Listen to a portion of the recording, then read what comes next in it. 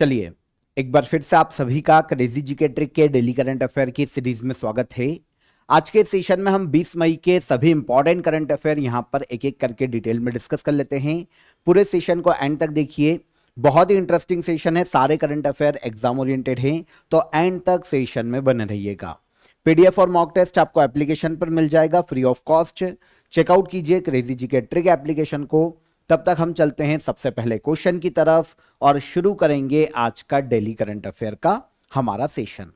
देखिए, भारत का पहला AI powered human elephant conflict research centre कहां स्थापित किया जाएगा?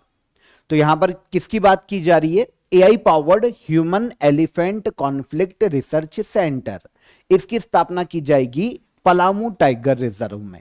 और पलामू टाइगर रिजर्व कहां पर देखने को मिलेगा? तो यह भारत के झारखंड राज्य में देखने को मिलता है। देखिए, यहां पर जो आप सभी को पता होगा कि काफी सारे नेशनल पार्क है जो कि हाथियों के लिए फेमस है। अब हाथी क्या होता है, कभी कभी गांव में आ जाते हैं, बस्तियों में आ जाते हैं, और तो उसके कारण जो ह्यूमन और एलिफेंट के बीच में कॉन्फ्लिक्ट देखने को मिलता है, खेत बर्बाद हो जाते हैं, हाथी भी मर जाते हैं। तो इस कॉन्फ्लिक्ट को रोकने के लिए हाथियों पर रिसर्च की जाएगी और एआई बेस्ड ये रिसर्च होगी, जिसे कहा गया है AI powered human elephant conflict research centre. India का पहला ऐसा रिसर्च सेंटर है जो कि पलामू टाइगर रिजर्व में स्थापित किए जाने वाला है। तो झारखंड सरकार ने देश के पहले dedicated AI powered human elephant conflict research centre को मंजूरी दे दी है। पलामू टाइगर रिजर्व में यह रिसर्च सेंटर बनाया जाएगा। एआई और मशीन लर्निंग की सहायता से नॉर्मली हाथियों की जो एक्टिविटीज है, उनका जो बिहेवियर है, इनको स्टडी किया जाने वाला है। 20 एकड़ एरिया चिन्हित किया जा चुका है। यहां पर यह पूरा रिसर्च सेंटर बनाया जाएगा। 4 एलिफेंट पर यहां पर स्टडी की जाएगी। देखिए, एआई का यूज किया जाएगा। नॉर्मली एलिफेंट के साउंड या फिर जो उनकी अलर्ट है, मूवमेंट है, इनके पैटर्न को समझने में, जो पैटर्न है उनका, उसको समझने में, डिकोड करने में एआई की सहायता ली जाएगी, ताकि मशीन लर्निंग है, एआई का यूज किया जाएगा। अगर किसी भी विलेज में, किसी भी ऐसे एरिया में जहां पर मानव आबादी है, वहां पर अगर कभी भी ऐसा कोई मूवमेंट होता है तो गांव के लोगों को पहले ही रियल टाइम अलर्ट या वार्निंग दी जा सके। तो एआई बेस्ड ये पूरा रिसर्च सेंटर है। पहले हाथियों पर रिसर्च की जाएगी और उसके बाद इसे अप्लाई किया जाएगा। तो हाथियों के बिहेवियर, उनका जो स्ट्रेस पैटर्न है, उनकी जो एक्टिविटीज है, उसका अध्ययन किया जाएगा और किस कंडीशन में हम हाथियों को कंट्रोल कर पाएंगे, कैसे हम हाथियों के उनका जो साउंड है, जो भी वो बोल रहे हैं, हम कैसे समझें कि वो गुस्से में हैं या फिर वो सिर्फ गुजरना चाहते हैं। तो इन सभी पैटर्न को यहां पर समझने में मदद मिलेगी। तो कहां बनाया जाएगा? इंडिया में पहला ऐसा रिसर्च सेंटर तो ये पलामू टाइगर रिजर्व में बनाया जाएगा। और लोकेशन क्या है पलामू टाइगर रिजर्व की? तो भारत के झारखंड राज्य में देखने को मिलेगा। इसी के कोर एरिया में एक बेतला नेशनल पार्क भी काफी फेमस है। तो कभी अगर क्वेश्चन बेतला नेशनल पार्क से आ जाए तो याद रखना ये भी कहां पर है? झारखंड में। छोटा नागपुर प्लेटू में फैला हुआ है पलामू टाइगर रिजर्व। जो स्टार्टिंग के पहले प्रोजेक्ट टाइगर थे 1973 से 1974 में, उन 9 टाइगर रिजर्व में से एक था पलामू टाइगर रिजर्व। ठीक है, भारत का पहला टाइगर रिजर्व जहां पर टाइगर की गणना पहली बार कैमरे ट्रैप की बजाय उनके फुटप्रिंट के आधार पर की गई थी। इस मेथड को यूज किया गया था। इंडिया का पहला ऐसा टाइगर रिजर्व है पलामू टाइगर रिजर्व। ठीक है, राष्ट्रीय आतंकवाद विरोधी दिवस हर साल कब मनाया जाता है? National anti terrorism day. ये जो डे है हर साल मनाया जाता है पूरे इंडिया में 21 मई को। भारत के पूर्व पीएम राजीव गांधी की डेथ एनिवर्सरी का दिन है 21 मई। ओके, इस दिन मनाया जाता है इंडिया में नेशनल एंटी टेररिज्म डे। अब बात आती है कि 21 मई को अगर घटना देखें कि किससे रिलेट करती है, तो भारत के पूर्व पीएम राजीव गांधी की डेथ एनिवर्सरी है। जैसा कि मैंने आपको बताया 1992 को 21 मई को पहली बार 1992 में नेशनल एंटी टेररिज्म डे मनाया गया था। 2026 में oppose terrorism promote peace harmony and national unity, यह थीम रखी गई है नेशनल एंटी टेररिज्म डे की।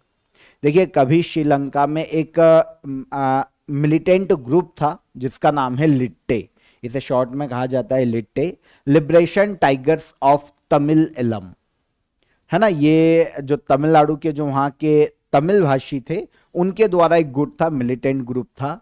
इन्हीं के किसी मेंबर ने सुसाइड बॉम्ब की मदद से भारत के पूर्व पीएम राजीव गांधी की हत्या की थी।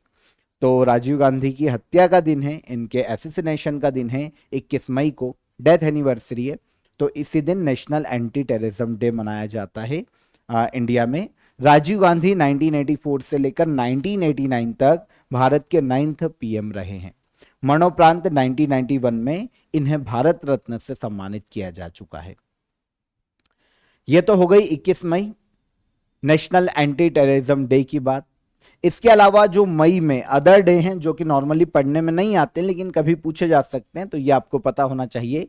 इंटरनेशनल टी डे की बात करें तो ये मनाया जाता है मई मंथ में, लेकिन ये हर साल अलग अलग डे पे आता है, तो इसको एक बार आप छोड़ सकते हैं। पर वर्ल्ड बी डे की बात करें तो 20 मई को मनाया जाता है। इंटरनेशनल डे ऑफ फैमिलीज की बात करें 15 मई को मनाया जाता है। International day of plant health की बात करें तो ये 12 मई को मनाया जाता है। और वर्ल्ड प्रेस फ्रीडम डे की बात करें तो ये 3 मई को मनाया गया था।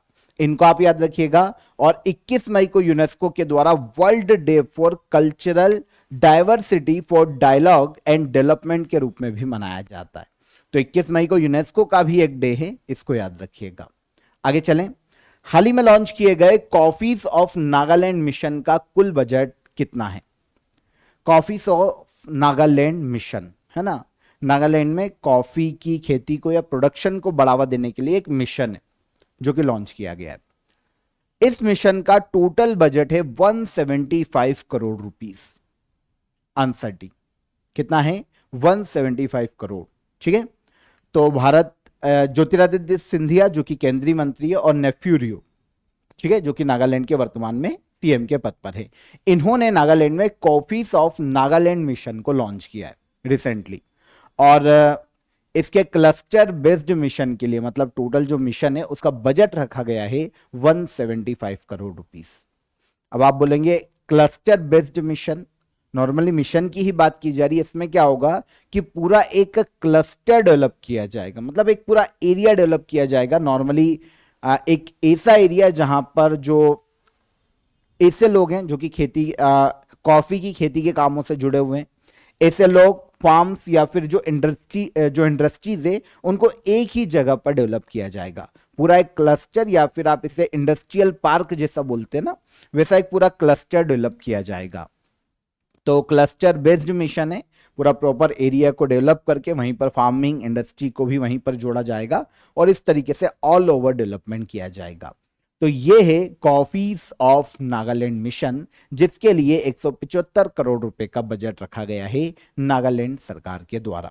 ठीक है। नागालैंड को एक प्रीमियम स्पेशलिटी कॉफी हब के रूप में डेवलप करना, कॉफी हब बनाना, ग्लोबल लेवल पर प्रमोट करना, और कॉफी, मतलब नागालैंड जो है ना नॉर्मली कॉफी उत्पादन के लिए जाना जाता है, तो नागालैंड को ऑल ओवर ग्लोबल लेवल पर प्रमोट किया जा सके, कॉफी के लिए कॉफी हब बनाया जा सके, इसीलिए इस मिशन को हाल ही में लॉन्च किया गया है।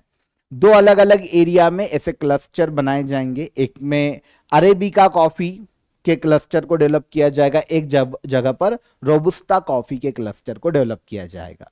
नॉर्मली इंडिया में ये 2 ही कॉफी की प्रजातियां जो उगाई जाती है, अरेबिका कॉफी और एक है रोबुस्टा कॉफी। तो इनके लिए एक कोहिमा में और एक न्यूलैंड नाम के प्लेस पर जो गांव हैं इनके अलग अलग, वहां पर क्लस्टर डेवलप किए जाने वाले। तो इससे क्या होगा, नॉर्मली ट्राइबल और स्मॉल फार्मर्स जो हैं उन्हें कॉफी वैल्यू चेन से जोड़कर उनकी इनकम को इंक्रीज किया जा सकता है। और साथ ही साथ जो जूम कल्टीवेशन, जूम की खेती करते हैं जो किसान, जूम की खेती पर निर्भरता को कम करके एनवायरमेंटल प्रोडक्शन को भी बढ़ावा दिया जा सकता है। क्योंकि जूम की खेती जो है ना उससे जंगल नष्ट होते हैं। पूर्वोत्तर भारत में जंगल खत्म होने का एक बहुत बड़ा कारण जूम की खेती है, जूम कल्टीवेशन। पूर्वोत्तर भारत में जो जनजातियां है ना, अधिकतर वो अपने आप को धरती पुत्र मानती है। जनजातियों में काफी प्रथाएं हैं, तो वो स्वयं को धरती पुत्र मानती है। अब जब धरती पुत्र मानती है तो उनका ये कॉन्सेप्ट है कि कैसे हम हल चलाएं खेतों में, क्योंकि वो तो हमारी माँ है, तो उनमें हल कैसे चलाया जाए। तो क्या करते हैं, जंगलों को जला के काट देते हैं और फिर वहां पर जो समतल प्लेस बना देते हैं और वहां खेती करते हैं, क्योंकि वो मिट्टी बहुत उपजाऊ है। अब क्या होता है, 3-4 साल में मिट्टी की उर्वरा शक्ति खत्म हो जाती है। आप हल नहीं चलाओगे, जोतोगे नहीं, तो उर्वरा शक्ति खत्म हो जाएगी। तो जब उर्वरा शक्ति का खत्म हो जाती है तो वो जो कम्युनिटी है ना, माइग्रेट करके दूसरी जगह पर चली जाती है। वहां पर फिर जंगलों को जलाती है, काटती है, समतल करती है, और वहां पे क्योंकि उपजाऊ भूमि नीचे, तो फिर 3-4-5 साल फसल मिल जाती है। ऐसे करके माइग्रेशन के द्वारा फिर नॉर्मली क्या होता है, जंगल पीछे खत्म होते जा रहे। तो ये पूर्वोत्तर भारत में एक बहुत बड़ा कारण रहा है जंगलों के खत्म होने का। तो आई होप जूम कल्टीवेशन भी समझ में आ गया होगा। अब अगर हम नागालैंड में कॉफी प्रोडक्शन देखें तो नागालैंड में 2021-22 में कॉफी का जो प्रोडक्शन था 21 मीट्रिक टन था, जो कि अब 2024-25 तक 73 मीट्रिक टन हो गया है, लगभग 3 गुना। तो अब इसको लगातार बढ़ाने के लिए एक मिशन लॉन्च कर दिया गया नागालैंड में, कॉफीज ऑफ नागालैंड मिशन, और बजट कितना है, 175 करोड़ रुपीस। इजी, ठीक है। कॉफी बोर्ड की बात करें, coffee board of India, India में कॉफी पर रिसर्च, क्वालिटी कंट्रोल और जो एक्सपोर्ट है उसको प्रमोट करने का काम है कॉफी बोर्ड ऑफ इंडिया का। यह संस्था 1942 में इंडिया में स्थापित की गई थी। Ministry of commerce and industries के अंतर्गत ये कार्य करती है। बेंगलुरु में हेडक्वार्टर है और एम.जे. दिनेश इसके चेयरमैन के पद पर हैं। आज के ऑफर ऑफ द डे में आप सभी करंट अफेयर के वन स्टॉप सॉल्यूशन को ज्वाइन कीजिए। देखिए, डेली करंट अफेयर में मैं आपको पूरा करंट अफेयर कवर करवाता हूं, एक एक फैक्ट बहुत ही अच्छी डिटेल हम डिस्कस करते हैं। लेकिन काफी स्टूडेंट होते हैं जिनको लगता है कि सर हमको नॉर्मली पीडीएफ में से इतना डेटा नहीं मिल पाता है, तो हमको और अदर ऑप्शन चाहिए करंट अफेयर को और ज्यादा डेप्थ में प्रिपेयर करने के लिए। तो आप सभी करंट अफेयर के वन स्टॉप सॉल्यूशन को ज्वाइन कीजिए। यहां पर आपके लिए मॉक टेस्ट और क्विज भी मिल जाएगी करंट अफेयर की, वहां से आप अपनी प्रैक्टिस को और ज्यादा एनहेंस कर सकते हैं। इसके अलावा 50+ ई बुक आपको मिल जाएगी मंथली और ईयरली करंट अफेयर की। यहां पर आपको पूरा करंट अफेयर बहुत ही डेप्थ में मिल जाएगा, ज्वाइन कीजिएगा इसको। 200 से ज्यादा करंट अफेयर की पीडीएफ भी आपको देखने को मिलेगी। तो ऑल ओवर करंट अफेयर का ये पैकेज है। डेली करंट अफेयर पढ़ो, आराम से वीडियो सुनो और इसको लगाओ, ये आपके लिए बहुत ही काम आएगा। काफी अफोर्डेबल प्राइस में अभी आपको मिल जाएगा। डिस्क्रिप्शन में मैंने आपको इसकी लिंक दे दी है, वहां पर क्लिक कीजिए और आप डायरेक्ट इसे वहां से अवेल कर सकते हैं। तो डिस्क्रिप्शन में लिंक है, क्लिक करो। हम चलते हैं अगले क्वेश्चन की तरफ। आइए, G20 विदेश मंत्रियों की बैठक 2026 में अटलांटा में आयोजित की जाएगी। G20 की अध्यक्षता 2026 में किस देश के पास है? तो अटलांटा अगर हमको पता होता ना कहां का शहर है, तो अटलांटा यूएसए का शहर है, क्योंकि G20 की जो अध्यक्षता है ना 2026 में यूएसए के पास है। तो जितने भी मीटिंग्स है, एक तो एनुअल मीटिंग होती है सबसे बड़ी, और इसके साथ अदर मीटिंग्स काफी सारी आयोजित की जाती है G20 की, तो ये सब की सब उसी देश में होती है जो कि अध्यक्षता कर रहा है। तो इस बार G20 के जो फॉरेन मिनिस्टर से उनकी बैठक 2026 में अटलांटा यूएसए में आयोजित की जाएगी, क्योंकि 2026 में G20 की अध्यक्षता जो है वो यूएसए के पास है। आई होप समझ पाए होंगे। तो ये जो फॉरेन मिनिस्टर मीटिंग है 30-31 अक्टूबर 2026 को यूएसए के अटलांटा में होगी। वर्ल्ड के जो G20 मेंबर हैं उनके फॉरेन मिनिस्टर यहां पर आएंगे, पार्टिसिपेट करेंगे। ग्लोबल इकोनॉमिक चैलेंजेस पर, इंटरनेशनल कॉपरेशन पर और अलग अलग मुद्दों पर यहां पर चर्चा की जाएगी, और अगर मिडिल ईस्ट कॉन्फ्लिक्ट चलता रहा तो उस पर भी यहां पर डिस्कशन किया जाएगा। तो यूएसए में है G20 की इस बार मीटिंग। आपको पता है जो एनुअल मीटिंग है ना G20 की, वो इस बार 21वीं G20 बैठक आयोजित की जानी है, एनुअल समिट, और यह आयोजित की जाएगी यूएसए के मियामी में दिसंबर 2026 में। तो यूएसए के अटलांटा में फॉरेन मिनिस्टर की बैठक चल रही है और यूएसए के मियामी में एनुअल मीटिंग G20 का 21वां एडिशन इस साल आयोजित किया जाएगा। G20 वर्ल्ड की उभरती हुई इकोनॉमी वाले देशों का एक संगठन है जिसमें 19 देश हैं। वैसे तो 21 मेंबर है, लेकिन 19 देश, एक यूरोपीय यूनियन और एक है अफ्रीकी यूनियन। तो 21 मेंबर है G20 में। ओके, फॉर्मेशन इसका 1999 में हुआ था, लेकिन इसकी पहली जो बैठक है एनुअल मीटिंग 2008 में वॉशिंगटन डीसी यूएसए में हुई थी, और लास्ट मीटिंग 2025 में जो 20वां एडिशन था वो साउथ अफ्रीका के जोहान्सबर्ग में आयोजित किया गया था। ये 20वां एडिशन है और अब 21वां एडिशन यूएसए में आयोजित किया जाएगा।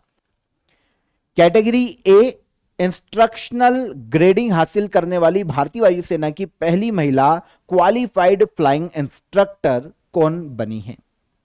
तो क्या होता है इंडियन एयरफोर्स में, क्या होता है जो सिखाने वाले इंस्ट्रक्टर होते हैं ना, जो एरोप्लेन या फिर ये चीजें चलाना सिखाते हैं, तो उनकी भी अलग अलग ग्रेड होते हैं, ए बी सी ऐसे ग्रेड होते हैं। अब क्या हुआ है कि भारत की पहली महिला क्वालिफाइड फ्लाइंग इंस्ट्रक्टर जो कि कैटेगरी ए इंस्ट्रक्शनल ग्रेडिंग जिन्होंने हासिल की है, सबसे टॉप पर एबीसी होती है तो सबसे टॉप पर पहली ऐसी महिला जो क्वालिफाइड फ्लाइंग इंस्ट्रक्टर बनी है, जिनको कैटेगरी ए का सर्टिफिकेट मिला है, ये बनी है स्क्वाड्रन लीडर सानिया। ठीक है, तो आंसर याद रखना, स्क्वाड्रन लीडर सानिया की यहां पर बात हो रही है, जिन्होंने कैटेगरी ए इंस्ट्रक्शनल ग्रेडिंग हासिल की है ट्रेनिंग में, मतलब क्वालिफाइड फ्लाइंग इंस्ट्रक्टर बन गई है ये ए सर्टिफिकेट के साथ। 2026 में अभी चेन्नई के पास एक फ्लाइंग इंस्ट्रक्टर्स स्कूल है, इनके द्वारा इनको ये हाईएस्ट ग्रेडिंग मिली है। अभी अगर स्क्वाड्रन लीडर सानिया की बात करें तो ये भारत का एक पिलाटियस PC-7 MKII पायलट है।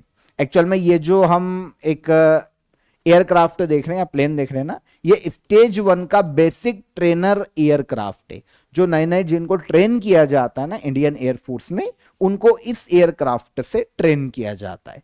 तो यूजुअली शुरुआती जो उड़ान प्रशिक्षण होता है वो इसी ट्रेनर एयरक्राफ्ट से होता है। पहली बार में ही तेजस तो हाथ में दे नहीं देंगे, तो फिर इसके साथ होता है। तो जो हमारी स्क्वाड्रन लीडर सानिया है ना, वो इसी की एक्सपर्ट है ना, एक्सपीरियंस्ड पायलट है वो, PC-7 MKII एयरक्राफ्ट की पायलट है। ठीक है, तो जो भी नए आते हैं उनको सिखाया जाता है इसके माध्यम से। अब देखो यहां पर बात हो रही है QFI ग्रेडिंग सिस्टम की या क्वालिफाइड फ्लाइंग इंस्ट्रक्टर। अब क्या होता है, ट्रेनिंग स्किल और फ्लाइंग एफिशिएंसी के आधार पर अलग अलग ऐसे ग्रेड दी जाती है जो फ्लाइंग इंस्ट्रक्टर होते हैं उनको। तो ये A, B और C ग्रेड होती है।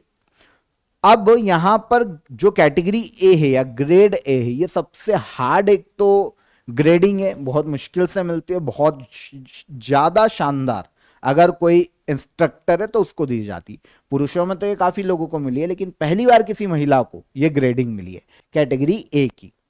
आई होप समझ पाए होंगे। तो ये किसको मिली है? स्क्वाड्रन लीडर सानिया को। तो अब सानिया जो है वो नए पायलट और अदर जो फ्लाइंग इंस्ट्रक्टर है ना, उनको भी ट्रेनिंग दे सकती है। ये भी एक इंटरेस्टिंग है कि दूसरे फ्लाइंग इंस्ट्रक्टर को भी ट्रेन किया जा सकता है इनके द्वारा। इंडियन एयरफोर्स 8 अक्टूबर 1932 में स्थापना हुई थी, इसलिए 8 अक्टूबर को एयरफोर्स डे के रूप में मनाया जाता है। प्रधानमंत्री नरेंद्र मोदी को किस देश के सर्वोच्च सम्मान grand cross of the royal Norwegian order of merit से सम्मानित किया गया है? तो भारत के पीएम नरेंद्र मोदी को कल हमने डिस्कस किया था, स्वीडन के एक सर्वोच्च सम्मान से सम्मानित किया गया था। अब उसके बाद भारत के पीएम नरेंद्र मोदी नॉर्वे की यात्रा पर थे और अब नॉर्वे ने भारत के पीएम नरेंद्र मोदी को देश के सर्वोच्च सम्मान grand cross of the royal Norwegian order of merit इससे सम्मानित किया है। किस देश ने? नॉर्वे ने। नॉर्वे के ऑस्लो में, नॉर्मली जो कैपिटल है ऑस्लो, वहां पर grand cross of the royal Norwegian order of merit Bharat के पीएम को दिया गया। नॉर्वे सरकार के द्वारा ये जो सम्मान है ना, किसी फॉरेन हेड ऑफ गवर्नमेंट को दिया जाता है, किसी और देश के जो राष्ट्राध्यक्ष है, पीएम प्रेसिडेंट, उनको दिया जाता है। नॉर्वे और जैसे इंडिया और नॉर्वे के बीच में रिलेशंस जो हैं, चाहे वो ट्रेड रिलेशन हो, है ना, या फिर कोई पब्लिक सर्विस में अद्वितीय किसी ने योगदान दिया हो, तो ऐसे या फिर दोनों पक्षों द्विपक्षीय जो संबंध है नॉर्वे और इंडिया के, द्विपक्षीय संबंधों को मजबूत करने के लिए ये भारत के पीएम नरेंद्र मोदी को दिया गया है। तो ये इसीलिए दिया जाता है नॉर्वे की सरकार के द्वारा। तो नॉर्वे की सरकार के द्वारा फॉरेन हेड ऑफ गवर्नमेंट को दिया जाने वाला हाईएस्ट ऑनर है, ये दिया गया भारत के पीएम नरेंद्र मोदी को। ओके, आपको पता है 43 वर्षों के बाद कोई इंडियन पीएम नॉर्वे की विजिट पर गए। इनके पहले 1983 में इंदिरा गांधी नॉर्वे की विजिट पर गई थी ऑफिशियली, और अब भारत के पीएम नरेंद्र मोदी गए। और नॉर्वे के द्वारा जो इनको ऑनर दिया गया, इसके बाद अब पीएम नरेंद्र मोदी के पास 32 इंटरनेशनल ऑनर हो चुके हैं। कितने? 32। याद रहेगा, इंपॉर्टेंट है, पूछा जा सकता है कि कितने हो गए हैं। तो ये मई 2026 तक हो गए हैं 32 इंटरनेशनल ऑनर। कल के दिन हमने पढ़ा था स्वीडन का सर्वोच्च सम्मान, यह है highest honour, royal order of the polar star. ये किसके द्वारा दिया गया था? स्वीडन के द्वारा। और अब दिया गया है नॉर्वे के द्वारा। एशियाई भारोत्तोलन चैंपियनशिप 2026 में पदक तालिका में शीर्ष स्थान किस देश ने प्राप्त किया है? तो ये क्या है? Asian weight lifting championship 2026।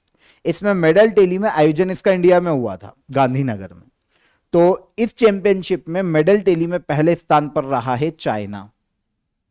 Okay, तो हाल ही में Asian weight lifting championship 2026 Gujarat के गांधीनगर में, जो महात्मा मंदिर कन्वेंशन सेंटर है, यहां पर इसका आयोजन किया गया था। गुजरात का गांधीनगर, याद रखो। यहां पर पुरुष और महिला दोनों वर्गों की वेट लिफ्टिंग चैंपियनशिप हुई।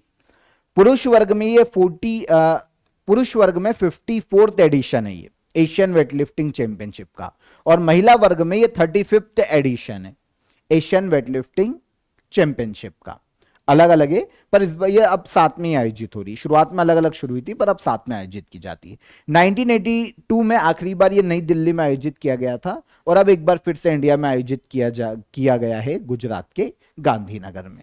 एशिया के 29 देशों के 170 से ज्यादा जो वेट लिफ्टर है, उन्होंने यहां पर पार्टिसिपेट किया। यह हो गई बेसिक इंफॉर्मेशन। अब बात आती है मेडल टेली में इंडिया की प्लेस क्या, या पहले पर कौन? तो पहले पर हमने आंसर देख लिया, चाइना पहले पर रहा।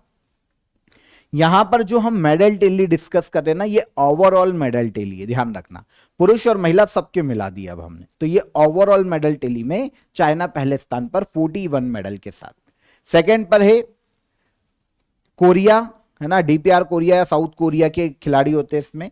एक चाइनीज ताइपे, ये 13 मेडल के साथ दूसरे स्थान पर हो गया डीपीआर कोरिया 30 मेडल के साथ। चाइनीज ताइपे की बात करें तो ये 13 मेडल के साथ तीसरे स्थान पर है, और इंडिया 10 मेडल के साथ 11वें स्थान पर रहा है। वैसे टॉप 3 भी आपको याद नहीं करने हैं, चाइना याद रख लो और इंडिया याद रख लो। हमने 1 सिल्वर जीता, 2 और 1 सिल्वर 9 ब्रॉन्ज, और टोटल हो गए हमारे पास 10। अब अगर हम सेपरेट करें स्त्री और पुरुष, ठीक है, तो इंडियन विमेंस टीम की बात करें तब हम मेडल टेली में आ गए तीसरे स्थान पर। पुरुषों की बात करें तो मेंस टीम हमारी 5वें प्लेस पर रही है। ऑल ओवर सबको मिला ले तो हम 11वें स्थान पर हैं, ठीक है। तो भारत ने एशियन वेटलिफ्टिंग चैंपियनशिप 2026 में दोनों वर्गों को मिलाकर टोटल 10 मेडल जीते। अब यहां पर 9 तो ब्रॉन्ज ही है, केवल 1 सिल्वर आया है। 1 सिल्वर ज्ञानेश्वरी यादव लेकर आई है महिलाओं की 53 किलोग्राम स्नैच कैटेगरी में। 1 ही सिल्वर आया है हमारे पास। कभी क्वेश्चन ऐसा आ जाए ज्ञानेश्वरी यादव किस खेल से संबंधित है, तो इंडियन वेटलिफ्टर है, क्योंकि 1 सिल्वर आया है तो इनके बारे में स्पेशली पूछा जा सकता है। बाकी तो ब्रॉन्ज लाएं तो सबको याद रखने की जरूरत नहीं है। ओवरऑल कैटेगरी में हमारे पास ब्रॉन्ज मेडल 9 लोगों ने, या 9 ब्रॉन्ज मेडल हमारे पास आए हैं, ठीक है। एशियन वेटलिफ्टिंग चैंपियनशिप सबसे पहली बार 1957 में हुई थी, मेंस कैटेगरी की आयोजित की गई थी ईरान के तेहरान में। फिर विमेंस कैटेगरी की 1988 में शुरू की गई थी, ये चाइना के शंघाई में पहली बार आयोजित की गई।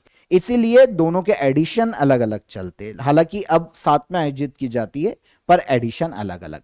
इंडिया में 1982 में नई दिल्ली में आयोजित किया गया था, और फिर 2026 में अब गुजरात के गांधीनगर में एशियन वेटलिफ्टिंग चैंपियनशिप का आयोजन किया गया।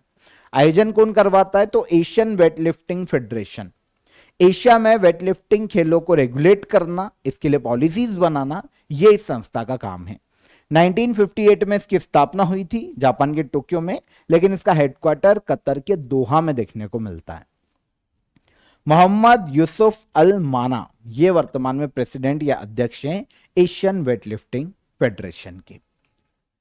32वीं बार माउंट एवरेस्ट फतह कर वर्ल्ड रिकॉर्ड बनाने वाले एवरेस्ट मैन कौन बने हैं, तो एक व्यक्ति है जिन्होंने वर्ल्ड रिकॉर्ड, वैसे पहले भी इन्हीं के नाम था, इन्होंने अपने ही वर्ल्ड रिकॉर्ड को एक बार फिर से तोड़ा है, और ये माउंट एवरेस्ट पर 32वीं बार सफलतापूर्वक इन्होंने चढ़ाई की है। ये एवरेस्ट मैन के नाम से जाने जाते हैं, कामी रीता शेरपा। कामी रीता शेरपा ये नेपाल के रहने वाले हैं, 32 बार माउंट एवरेस्ट को फतह किया है। रिसेंटली 17 मई 2026 को इन्होंने 32वीं बार सफलतापूर्वक माउंट एवरेस्ट पर चढ़ाई की है।